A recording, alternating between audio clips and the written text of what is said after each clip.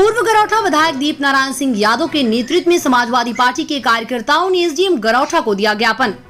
अपनी विभिन्न मांगों को लेकर आज समाजवादी पार्टी के कार्यकर्ताओं ने पूर्व गरौठा विधायक दीप नारायण सिंह यादव के नेतृत्व में राज्यपाल के नाम संबोधित ज्ञापन उप जिलाधिकारी गरौठा धीरेन्द्र प्रताप सिंह को सौंपा। इस मौके पर किसी भी प्रकार की अव्यवस्था से बचने के लिए पुलिस प्रशासन चुस्त दुरुस्त रहा और चप्पे चप्पे पर पुलिस मौजूद रही। एसपी सिटी ने स्वयं सुरक्षा व्यवस्था की कमान संभाली। इस मौके पर पूर्व गरौठा विधायक दीप नारायण सिंह यादव सिंह ने कहा कि वर्तमान भाजपा सरकार से जनता त्रस्त आ चुकी है और आगामी 2022 के चुनाव में उनका ये देखने को मिलेगा।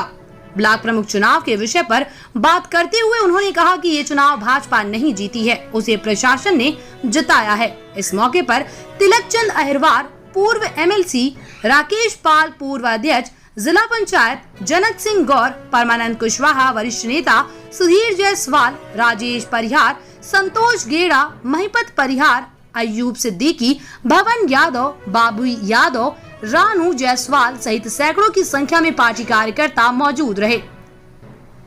IN7 न्यूज के लिए गरौठा से मिलन परिहार की रिपोर्ट।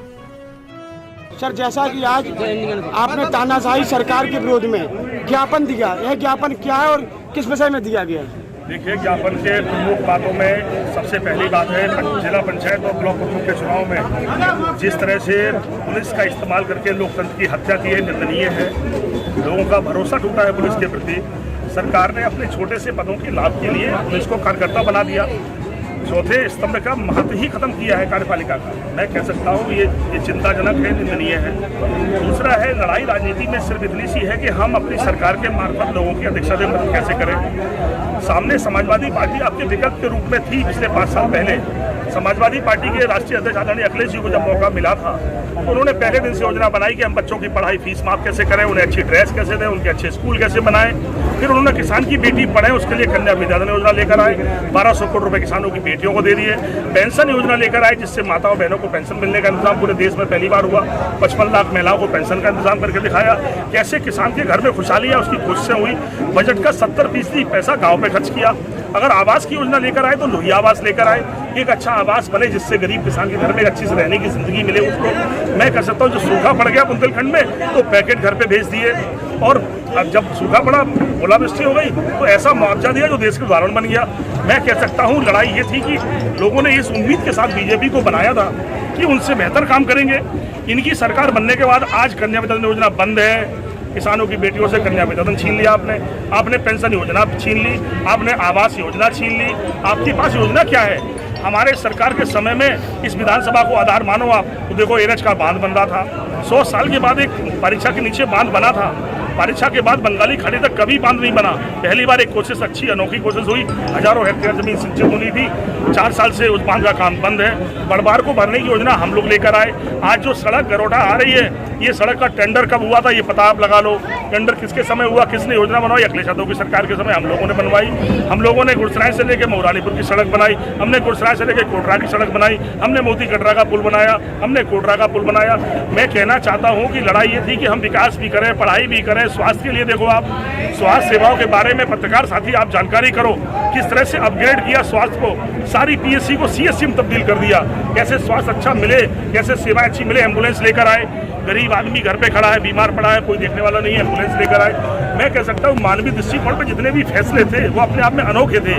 लोगों ने ये उम्मीद के साथ बीजेपी की और लुभानी बातें थी, बढ़िया बातें थी। इनके पास कोई काम नहीं है। कोरोना काल में जिस तरह लोगों की जिंदगियां गई हैं गाँव में, कस्बों में, मैं कह सकता हूँ अमानवीय तरीके से, स्वास्थ्य के नाम पर, व्यवस्था के नाम पर आपको कहीं दूर से कहीं कुछ लाना नहीं था।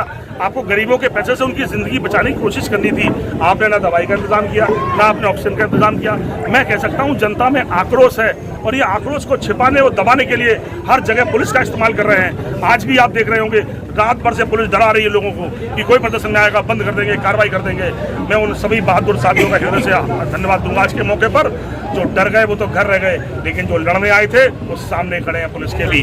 मैं कह सकता हूँ जिस तरह के तानाशाह रवैया ये भाजपा की सरकार अक्सर कर रही है, इसका जाना तय है। आप आम जनमानस की भावनाओं को समझो। ये गुरूर इनका टूटने वाला है। ये कह रहे हैं ना कि हमारे 325 हैं, याद कर लो उसके पहले, और कहते समाजवादी 47 हैं। याद कराना चाहता हूँ इसके पहले वाले चुनाव में कुल 4 साल पहले तुम 47 पर खड़े थे, 50-50 हजार वोट से हारे तुम्हारे प्रत्याशी हम लोगों से। ये तो समय की बात है और मैं किताबे के साथ कह सकता हूँ जनता की भावनाओं को देखकर।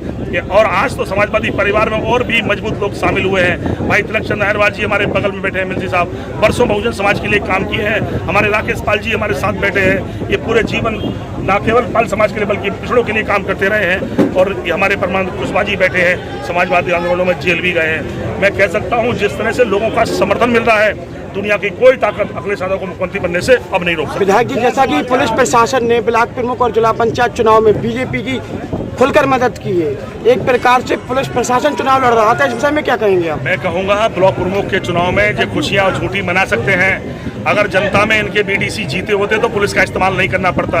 ये जानते हैं जनता में हार चुके हैं और पुलिस के दम की जीत, पुलिस की वो जीत उनकी नहीं है।